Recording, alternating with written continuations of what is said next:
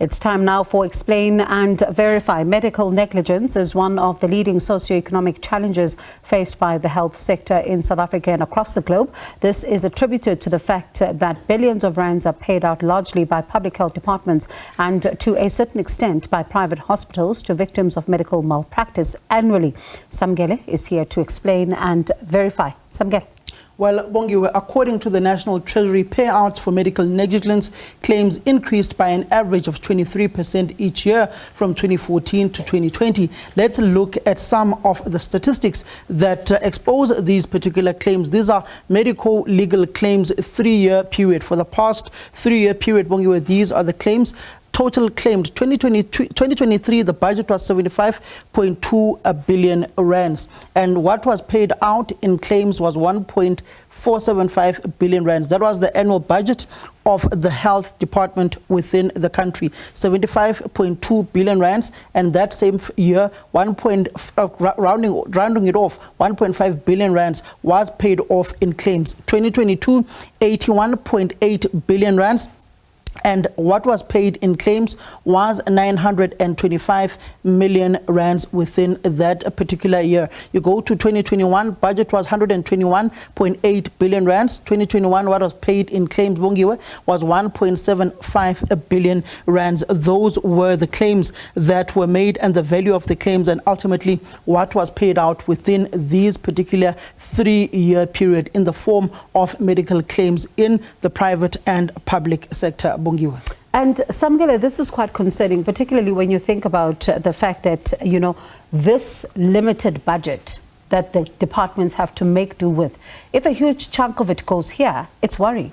Indeed, Bongiwe, when you look at what the Auditor General says on this particular matter, the Auditor General warned that National Department of Health that the claims figures were significantly taking away from the provision of basic health services, which essentially means, Bongiwe, this takes away from the basic services that the Department of Health must render to South Africans and those who need the health care service, particularly when you look at how constrained the public health care system is. You've heard the utterances of the former MEC of Health within Limpopo, Dr. Popi Ramatupa, who is also now the Premier of that particular province, particularly on the medical care that foreign nationals also receive on a largely constrained public health care. What is concerning is not that only of the number of claims which continue to rise, but also the size of the claims and the payouts, Bongiwe. So when you look at the top, this is the 2023-2024 budget for the Department of Health, which was 259.2 billion rands. And the claims amounted to 75 billion rands, 29% of the actual budget, Bongiwe. So the budget is 259.2 billion rands. The claims value at that particular period of the year, that financial year, 2023-2024, 75 billion rands, which is 29%. What was paid out within that financial year, Bongiwe, was 1.4 billion rands. You go to 2022-2023 financial year, 259.4 billion rands was the budget. The value of the claims within that particular year was 81 billion rands, which is 31% of the annual budget for that financial year of 2022-2023. What was paid was 925 million rands, 0.35% of the actual budget.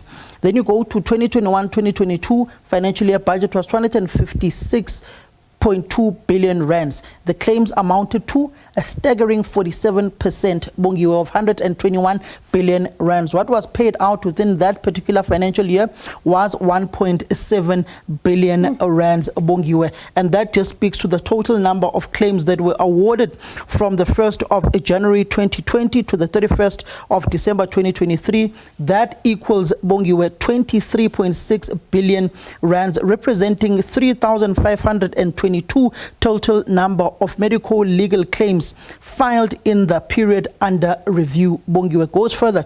This means that government's payouts of successful claims is far behind, as only 738 claims were paid, Bongiwe. And that in addition, in the 1st of January 2020 to the 31st of December 2023, a total amount spent on legal cost by the Department of Health on medical legal claims is 1.37 billion rands, Bongiwe, that has been spent by the department between January 2020 to the 31st of December 2023, 1.37 billion rands has been spent on payouts on claims, but the department is behind on claims looking at these statistics. And I wonder then, Samgile, what does the picture look like when it comes to private healthcare?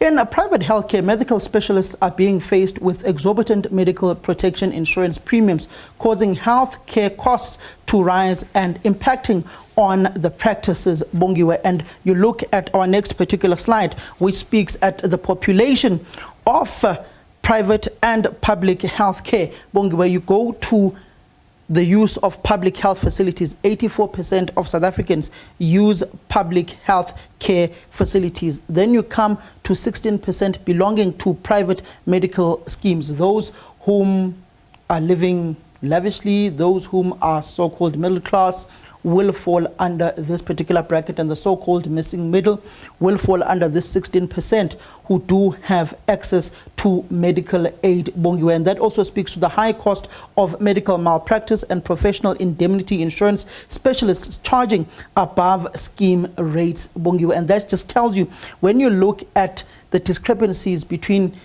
we once heard the Minister of Health, Dr. Aaron Motsoaledi, speaking of how government pumps in more money to the private healthcare system, but the private healthcare system is only reserved for a tiny minority within the country, which speaks directly, Bongiwe, to the national health insurance that government is trying to implement and to bring into the fore. You know that the Democratic Alliance in the government of national unity has disputed the implementation of the NHI in its current form and shape, in saying that it will bankrupt the country, which is a sticking point within the clearinghouse of the government of national unity of all of those particular political formations. But on the ground, it is ordinary South Africans who are suffering, who are not receiving the necessary health care, as there is a huge strain on the public health care system, despite the negative reports you've also heard and seen of some of the services that South Africans and patients at large are negatively receiving at these public health care facilities. Yet there are some academic hospitals that are doing an extremely good job. You look at Chief Albert Luthuli Hospital in a province of KwaZulu-Natal as well, and the newly opened academic hospital in Mpumalanga around the Middelburg Witbank area. Bongiwe. And let's take a look at what do we mean, particularly when it comes to the types of medical negligence incidents.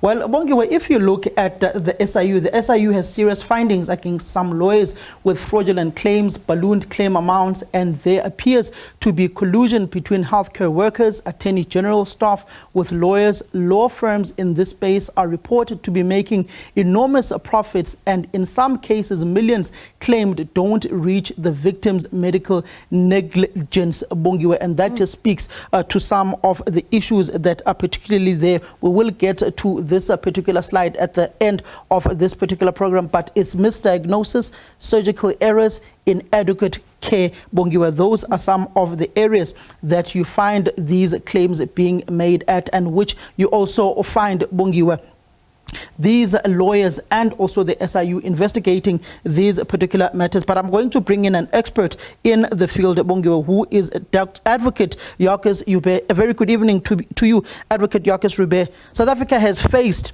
this growing phenomenon of exorbitant mediocre legal claims. Explain to us where this problem emanates from. Thank you very much. I just want to mention that this program has been very insightful. Thank you for the insight you've already given. So, I mean, in terms of, in my work, I find also as a mediator that we focus a lot on solutions before we really investigate what the causes are of the problem. And let's face it, we're facing a problem of epic proportions. I mean, I think the unpaid claims would be billions more than the figures that you've mentioned here. So there's a lot of litigation going on, which still has to be resolved, and it's very, very expensive litigation. And I think, if I can speculate, that one of the causes, and of course there would be many more, is our civil justice system we need to relook at our civil justice system to find if there isn't a way in which we can make it more effective and more efficient for everybody concerned, I mean, you'd know that when somebody's injured during a medical procedure, that person wants justice, which is a very human need, and that justice would include compensation. But unfortunately, our system, it would take years for a case to be resolved. And that creates a big problem for us, because the longer it takes, time is money, the more expensive it gets. And of course, the process of finding whether a doctor is negligent is a difficult process. The court has to decide, whether the doctor, it's not just an error of judgment. It's a very difficult legal inquiry that has to take place. And then, of course, the second phase for the court is to decide what amount of compensation is payable. This can take years. And in the meantime, the patient is sitting at home. Perhaps the injury is causing more implications, medical complications, and waiting for his or her day in court, which creates a whole lot of other problems. So, I mean, the old saying that justice delayed is justice denied really applies to medical negligence cases. The complexity is huge. For instance, if you see a billboard, you see a patient, attorney offers malpractice services to clients. Maybe you have a bad experience at a hospital. It's going to be a long and arduous process for you. You're going to see the attorney. You're going to have to sign a success fee agreement with him or her. And that attorney will have experts available to help build a case for you. The attorney will give you an idea what you might be entitled to at the end of the day. And at the same time, on the other side, the defendant's attorneys, which in the public health case would generally be state attorneys, they also follow a process. They appoint their own experts. You have to go to consultations with both experts. It's a long and difficult and arduous process to reach finality. And I think that is part of the problem, is that we need to look at finding solutions for short-circuiting, making justice accessible for patients who are injured during medical procedures. There has been initiatives by the judiciary called judicial case management, so that the parties can get together and issues can be resolved very quickly. I mean, I think one of the solutions would be, of course, to have medical negligence mediation, which can also help to resolve cases much earlier without the trauma of waiting for that day in court where the judge makes some award. And I think there's a lot of scope for mediation to take place. But I just want to touch on something else, and that is that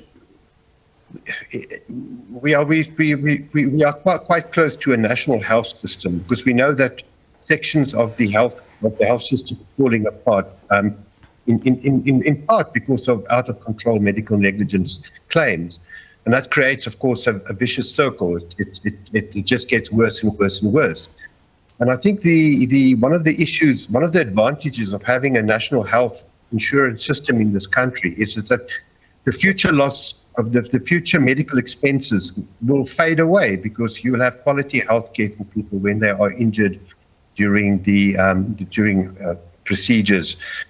So that's a huge part of medical negligence claim, is that compensation is sought for rather than treatment. And when we, in future, I know it may make me unpopular to say that, but when in future we have a national health system, these claims will also be massively reduced, in my view. So I think that the issue, as I see it, is that we probably need to get the stakeholders around the table. I'm talking medical stakeholders, legal stakeholders, experts, government stakeholders, to have a conversation, a dialogue about what are the causes of these out-of-control medical negligence claims, and then, of course, how can we solve them? But we're not going to be able to solve them until we've established what the causes are. Advocate Joubert, are these claims justifiable, and the quantums of them and the sum of the cases that we are seeing in these specific claims? It's a difficult question to answer, because when somebody is injured during a hospital or a procedure, I mean, one would understand that person feels aggrieved and wants to be placed in the position that he or she was before the incident occurred. I mean, that's what our law says. And it's not easy to expect if a patient become permanently impaired and can't work any longer, I mean, that person's life is completely destroyed. And, or not, probably not completely, but it has a huge impact on his ability to live a normal human existence. So one would understand why some of these claims are so huge. But I do think that it is something that we can address a lot of that through having a system where we can resolve these issues as soon as possible, and find a way to reduce the cost and the long delays. Patients, I think, who have their problems addressed earlier would probably be looking at less compensation than somebody who's been waiting for years for compensation. Thank you very much for your time, Advocate Joubert, clarifying to us, Bongiwe, some of the measures that government can put in place in order to try and curb these exorbitant amounts that are there in claims. What comes to mind, Bongiwe, there's a story the SABC once did a few years ago and earlier this year of a lawyer in the Eastern Cape who is being chased now by law enforcement agencies and looked into by law enforcement agencies, where he had dealt with a claim of a child that had suffered an operation that went wrong, and millions of rands were paid into the lawyer's account, but the funds never reached the child and the family, and that child was in deplorable socio-economic conditions of poverty, unemployment, underdevelopment in a largely rural Eastern Cape area with no specific services, which speaks directly to that SIU investigation of some of these claims that are there between medical practitioners, lawyers, scheming against those whom are their clients. And it speaks also to a research paper that is titled Brain Drain in South Africa Affecting Healthcare, end of quote, published earlier this year, highlights that South Africa's healthcare system is facing a serious crisis due to a number of primary causes. According to the Minister of Health, Dr. Aaron Motsoaledi Bongiwe, future medical care accounts for 80% of most claimed calculated using private hospital charges. Broadly, medico-legal claims are litigation against healthcare providers that usually stems from that particular last slide that we showed of misdiagnosis, surgical errors, inadequate care. Bongiwe, these are some of the measures that the Minister of Health, Dr. Aaron Motsoaledi, highlights as some of the problems within the health care system within the country. At the start of this year, 800 unemployed doctors petitioned the department for a job in government, and government saying they had no funding. Vacancy rate in the health care system remains high. This further weakens the quality of health care, and overlooked healthcare professionals may be susceptible to making mistakes, leading to medical negligence cases and claims. Bongiwe. So those vacancies within the healthcare system, doctors marched to the Natalia building in KwaZulu-Natal. They also marched in other provinces of the country demanding for them to be employed, which also saw a various number of departments of health across the country. So in Limpopo, Mpumalanga, Gauteng, Eastern Cape, KwaZulu-Natal, Free State, those posts being published by the departments, particularly after that Nasispani campaign by Gauteng Premier Panyaza Lusifi. One wonders how many of those protesting doctors have actually been employed by the department. And things, as you say, Samkele, are now at, in fact, and have been at crisis level for quite some time now. So certainly one to watch when it comes to the resolution of this particular crisis. That's how we wrap up this week's installment of Explain and Verify.